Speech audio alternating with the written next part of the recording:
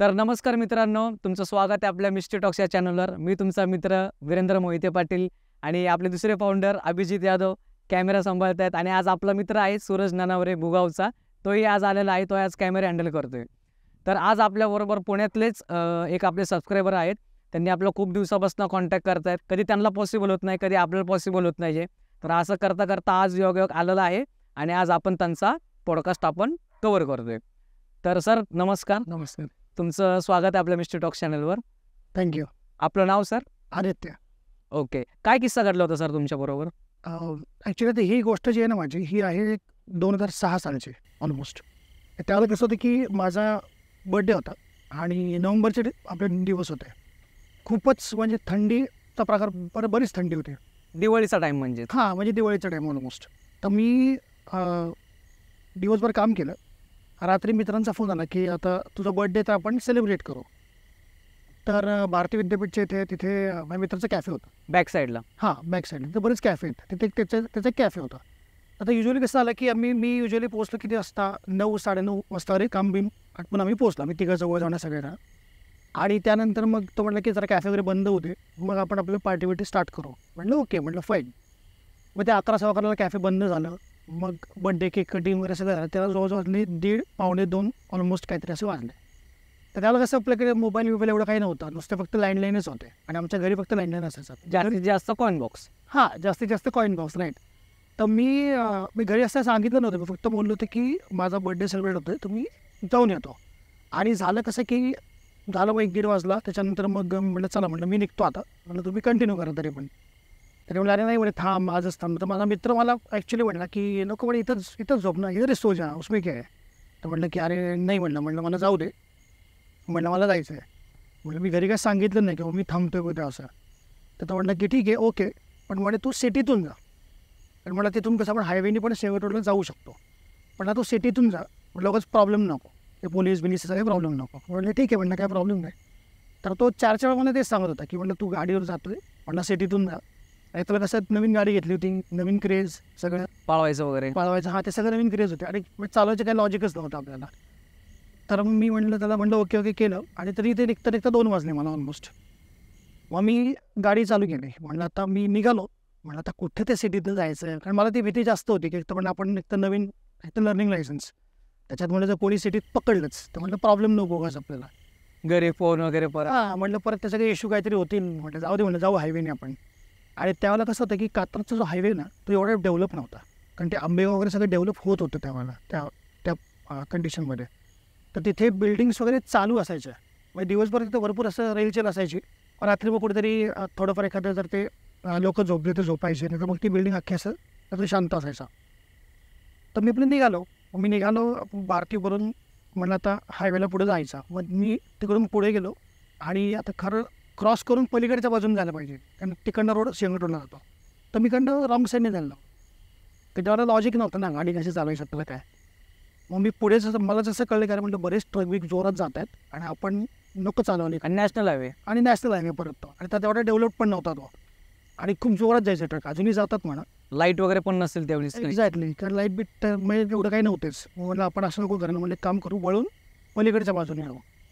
म्हणून मी अजून, आणि तसं आय थिंक तिथं आहे तसं ते. तर मी वळून परत म्हटलं आता काम करू पलीकडच्या बाजूला गेलो.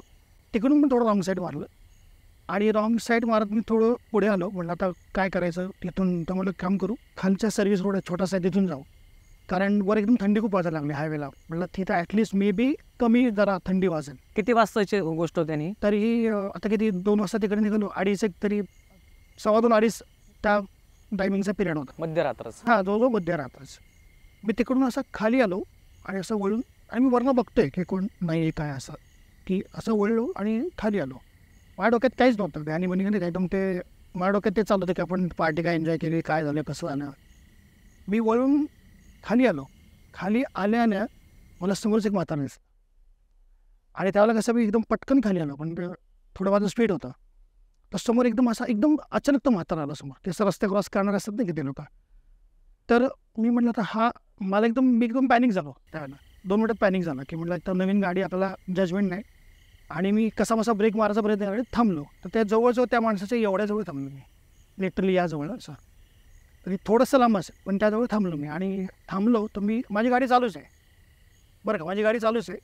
आणि तो माझ्याकडे बघत पण नाही आहे. तो त्याचा आपला रस्ता क्रॉस करतोय आणि तो ऑलमोस्ट माझ्या असं मध्यावर आला रस्ता क्रॉस. आपण कसं आता जंबलून जातो ना, की आता हा पुढे जाणार का आपण पुढून जायचं का मागून जायचं. तर ते माझं जम्बलिंग झालं आणि त्यामुळे ते जरा पॅनिक झालं. मग मी गाडीचा ब्रेक मारला आणि गाडी कशी तरी फर्स्ट गिअरच गाडी होती. मी क्लच सोडलं तर ती गाडी बंद आपली ऑलमोस्ट पडते ना असे. तर मी परत ती गाडी तशी कशी सावरली, बंद होऊन नाही दिली. मग आपलं गिअर कमी केले आणि गाडी चालू. तर त्या मग थोडं राग आला मला त्या गोष्टीचा. नंतर टीनेज थोडंसं आणि आपल्याला रागीट स्वभाव, राग थोडासा येतो लगेच. दिवसभर एक तर खूप हॅक्टिक झालं होतं आणि मला दिवसभर हॅक्टिक काम होऊन मला इतकं दमलं कधी घरी पोहोचताना तरी झोपतो असं झालं होतं.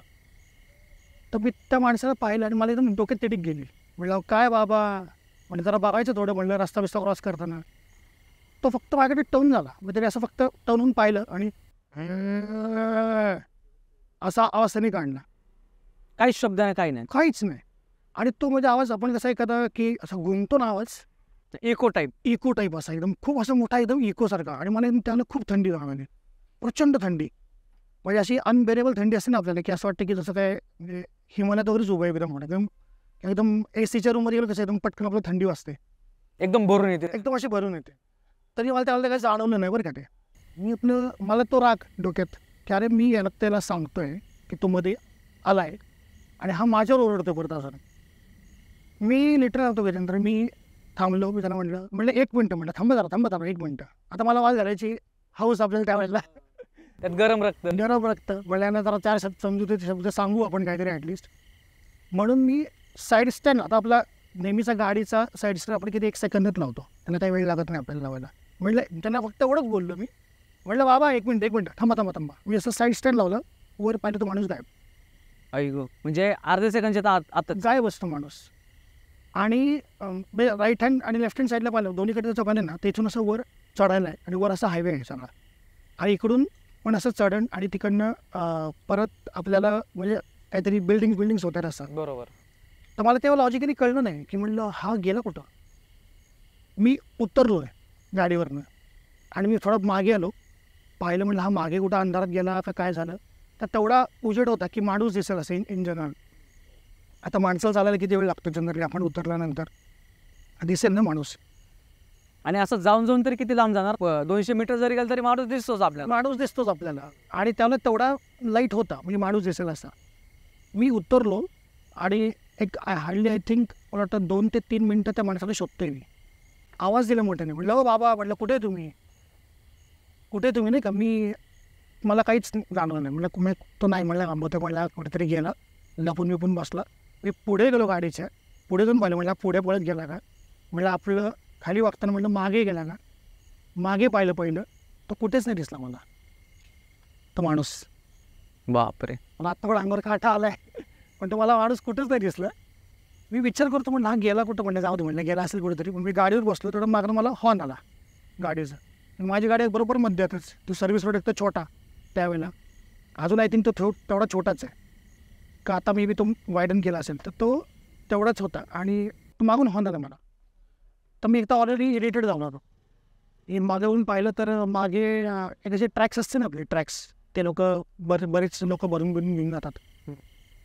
तर ते ट्रॅक्स होते आणि त्या ट्रॅक्समधला माणूस, मी आपली गाडी चालू करायचं केलं तर तो उतरला माणूस ट्रॅक्सवाला नाही का. माझ्यापाशी असा आला, मला म्हणला काय झालं. काय नाही, काहीच नाही झालं. म्हटलं आता हा काहीतरी टाईमपास करणार आपल्याशी बहुतेक मी नाही का. कारण म्हटलं आता जवळजवळ 3 वाजायला आलेत, 2:30 ऑलमोस्ट झाले होते.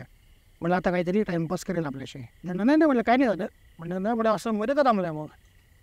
म्हटलं काय नाही, म्हटलं एक तर माणूस दिसला होता मला. तर त्यांनी मला विचारलं माणूस दिसला, मला कसा होता. मी म्हटलं अशी बंडी होती आपली, म्हटलं नॉर्मल, आणि म्हटलं एवढं गुडघ्यावर धोतर होतं, आणि म्हटलं छोटी काठी आपलं, म्हटलं असं. म्हटलं वयस्कर माणूस होता ना. हे म्हटलं हां, म्हटलं वयस्कर होता. तो इन्स्टंटली मला लगेच माणूस बोलला, तो जो ट्रॅक्सवाला होता तो. त्याच्या पडेकडून पॅसेंजर होतं बरं का. तो म्हटलं की तू गाडीवर बस, तू गाडी चालू कर. मला काही झेपलंच नाही, म्हटलं असं का बोलतोय. आणि तो त्याचा थोडा टोन बदला, थोडासा रागीश टाईप वाटला. हां, तो मला म्हणजे असं नाही का, असं पुश करावं लागलं की नाही तू गाडीवर बस. नाही चल तरी बाकी बोलू आपण. तू गाडीवर बस आणि चल चल चल पुढे चल पुढे चल. मला काही कळलं नाही. म्हटलं असं का म्हणताय. म्हटलं जाऊ दे, कुठं वाद घालायचा आपण. मी गाडी चालू केली आणि तिकडून मग नारायणच्या इकडनं पुढे आलो. म्हटलं आता तो माझ्या मागं पुढं मला तो आहे. मग तो आला त्या जवळ थोडं मला म्हटलं की कुठं जाणार आहे. म्हटलं शेवट रोडला. बरोबर नाही, फक्त एवढं असं बोललो होतो. आणि मग मी गाडी चालवतो आणि आपला मला चेस करतो, कधी पुढं कधी मागं. आणि तो रस्ता किती जास्त नाही, मला वाटतं बहुतेक 2-3 किलोमीटरचा रस्ता. बरोबर. पण मला जास्त वेगळा डाऊट यायला लागला. म्हटलं आता हा काय थांबून काहीतरी टाईमपास करेल, काहीतरी पैसे मागेल. म्हणलं जाऊ दे. म्हणलं आपण याला जोरात पण जायला नको आणि मला अगदी हळू पण जायला नको. म्हटलं जाऊ दे, याच्याबरोबर जाऊ निवांत. आपला जरा एरिया आला सिंहगड रोडला, कसं आपण त्या आनंदनगरच्या इथं वळतो. ॲक्च्युली 2 वळण आहेत, एक वडगावच्या इथं वळतात आणि आनंदनगरच्या इथं वळतो. पण मी युजली आनंदनगरच्या इथं वळायचा मी डिसिजन घेतला. कारण म्हटलं की वडगावच्या इथं वळताना म्हटलं समजा जर खाली उतरताना हा जर काहीतरी परत आला आडवा बिडवा काही बोलला तर म्हटलं नकोच, तिकडं कसं पुढे जाऊ डायरेक्ट वळू आपण. तर मी पुढे गेलो आणि तिथं वळायला मी इंडिकेटर दाखवला, तर तो डायरेक्ट त्यांनी जीप पुढे घातली माझ्या, ती ट्रॅक्स. मी एक पहिल्या गेअरवरच गाडी ठेवली. म्हटलं आता हा जर उतरला आणि काही जर टाईमपास करायला लागला तर म्हटलं आपण लगेच गाडीला क्लच सोडायचं आणि जायचं. म्हटलं पडायचं तर पडूच. म्हटलं आपल्याला काही पडलं विषय नाही आपला अजिबात. तर तो उतरला आणि माझ्या पैशाला म्हटलं इथून मला इकडून जाणार आहे का. म्हटलं हां, म्हणजे इकडून तर जाणार आहे मी. म्हटलं की कशाला थांबलो म्हटलं तिथं.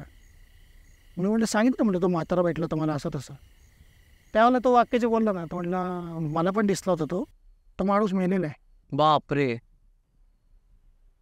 म्हणलं मला काय, तो म्हणजे सुधारलंच नाही. आणि त्याला कसं माहिती का तो मिळाला आहे. तर तो तेच ना, तो म्हणला मला काही सुधारलंच नाही. म्हटलं म्हणजे तो माझ्या पण ट्रॅक्शन समोर एकदा आला होता, तो मला पास झाला होता.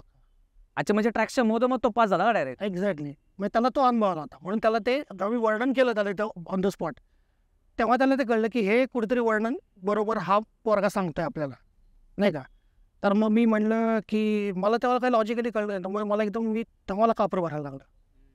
मला इतकी भीती वाटायला लागली. मला एकदम तो माणसाचा चेहरा दिसायला लागला आणि इतका नॉर्मल चेहरा की साधा एकदा वयस्कर माणूस असतो ना, असा वयस्कर माणूस, बारीक केस. मला अजूनही आता अंगावर काटायला लागलं. नॉर्मल माणूस, बारीक केस, फक्त तिचे डोळे होते ना ते एकदम असे खोल गेले होते, एकदम खोल. मग मी तिथं म्हटलं गाडीला, मला सोचेच ना गाडीचा गिअर कुठला टाकायचा, काय करायचं. मी लिटरली असं थरथर करत होतो. आणि बरं नोव्हेंबरची थंडी, हो. मला लिटरली मला हाताला घाम पडला होता. मी तिकडून वळालो. तिथून हार्डली माझं घर किती 1 ते 1.5 किलोमीटर असेल. पण ते कसं गेलो मला पण आता आठवण नाही.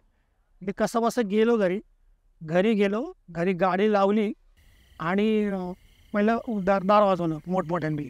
तर मग वडिलांनी दरवाजा उघडला. वडिलांना वाटलं की आता हा असा काय आला काय माहिती. मी म्हटलं की मला काय झालं. म्हटलं असं झालं माझ्याबरोबर. म्हणे काय सांगतो, म्हणे असं कसं झालं सोड. मी हो म्हटलं असं मला एक्सपिरियन्स आला. ठीक आहे म्हणे काम कर, म्हणे झोप निवांत तू. पण त्याच्या पुढं 1-2 दिवस तर मला काय म्हणजे ते सुधारतच नव्हतं. तेच सारखे येत असं डोळे. तेच सांगतो. म्हणजे बाकी सगळ्या ॲक्टिव्हिटीज चालल्यात माझ्या. मे बी म्हणजे माझं वय कमी होतं, मला तो पहिलाच एक्सपिरियन्स होता, म्हणून तरी माझं बाकी ॲक्टिव्हिटीज चालल्यात. पण मला सारखं तेच दिसायचं की आपण त्याला असं क्रॉस झालं. मला ते सारखं असं वाटायचं की अरे आपण नशीब ब्रेक मारला, आपण नाही क्रॉस झालं, आपल्याला तिथंच कळलं असतं की हा माणूस जिवंत नाही. मग मी घरी पोचतो. मग आई पण म्हणली अरे म्हणजे असं म्हणलं असं झालं. तर मग 2 दिवस मी काय कामाला गेलोच नाही. म्हणलं नकोच जायला, म्हटलं आपल्याला काय सुधारत नाही आहे. मग 2-3 दिवसांनी काय झालं, माझे काका येतात. तर ते काका आले. तर ते असंच बघायला आले. म्हणे काय रे तुला बरं नाही असं तसं. म्हणजे हा म्हटलं जरा थोडं बरं नाही आहे. म्हणे तुझे वडील बोलले की म्हणे असाच एक्सपिरियन्स आला तुला. म्हणलं हो म्हटलं आला एक्सपिरियन्स. म्हणजे रात्री सगळे थापबीप पडली का घरावर. नाही म्हटलं सगळ्या थापबीप नाही पडली. ते म्हटलं काय प्रॉब्लेम तो नाही झाला. पण म्हणे मग त्याच्यावर ते फक्त बोलले की म्हणजे मला पण तो एक्सपिरियन्स आलेला आहे तिथंच. म्हणजे तो तुझे वर्णन करतो आहे, म्हणजे मला पण तो एक्सपिरियन्स आलेला आहे तसाच. आणि म्हणजे तू बोलतो आहे ते म्हणे बरोबर तर आहे ती गोष्ट. पण म्हणे नशीब तुझं चांगलं की तू गाडीवरून उतरून सुद्धा एवढा सुटला.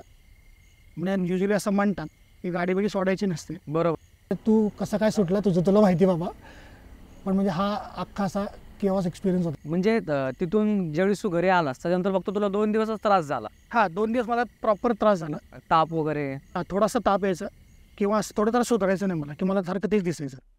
जास्त बुद्धी लॉक झाले. हां बुद्धी लॉक झाल्यासारखं असं की असं काही जरी करायचं म्हणलं किंवा काहीतरी मी माझं मन डायवर्ट करायचं म्हणलं ना तरी मला ते सारखं डोळं सोडायचं. म्हणजे इतकं ते असं टेरिफिक असं. मग काय मला ते नंतर कळलं ना, मला आधी त्यावेळेला त्या स्पॉटला नाही कळलं. मला नंतर ते जाणवलं. तेव्हा मला ती इमेज त्या माणसाच्या डोक्यात बसली की बाबा हे अरे नाही हा सारखा दिसतोय. पण नाही, मग ते 2-3 दिवस झालं. मग त्याच्यानंतर तेवढं काही नाही. तो तेवढाच एक तो मेकर एक्सपिरियन्स हा एक होता. बाकी अजून आहे दुसरा. आहेच. तर मित्रांनो, असा होता आदित्यचा खूप भयंकर किस्सा. आणि ठीक आहे, त्या गोष्टी निभावल्या गेल्या आणि त्याचं एवढं लक चांगलं होतं की त्या गोष्टींचा काय त्याच्यावर इफेक्ट नाही झाला. पण तुम्ही असा हलगर्जीपणा करू नका रात्रीचा वगैरे. तर तुमच्यासोबत अशा काही कुठल्या गोष्टी घडतील किंवा घडल्या असतील तर घरच्यांना लगेच सांगा. एक वेळेस मित्रांना नका सांगू, कारण की मित्र हसतात वगैरे सगळं होतं. पण तुम्ही घरच्यांना तर नक्कीच सांगा, कारण की घरची लोकं याच्यावर काही ना काही सोल्युशन्स देतील किंवा काही ना काही मार्ग काढायचा प्रयत्न करतील. तर ह्याच्यातनं तुम्ही एवढंच समजून घ्या. आणि आदित्यचे अजून 2-3 किस्से आहेत. तुम्हाला ते ऐकायचे असतील तर नक्की सांगा. धन्यवाद.